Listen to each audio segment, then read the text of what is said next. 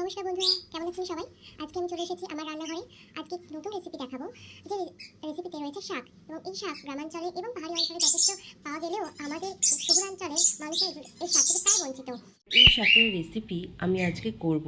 সেদিন আমাদের লোকাল মার্কেটে গিয়ে এটা পেয়েছি বলে আমি 2 আঁটি কিনে নিয়ে এসেছি। যদিও খুব কম দামে পেয়েছি, এর দাম সম্পর্কে আমার আগে কোনো ধারণা ছিল না, এবং আমি লোকজনের কাছ থেকে জেনেই এর রেসিপি শিখেছি।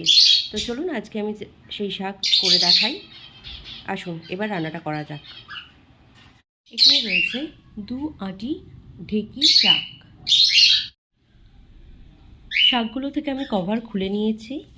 যেহেতু কাজের চাপে আমি শাকগুলো আগে করতে পারিনি, 2 দিন ফ্রিজে থাকায় একটু মিইয়ে গেছে। তো এবার আমি কেটে নেব, নিয়ে আমি রান্নাটা দেখাবো।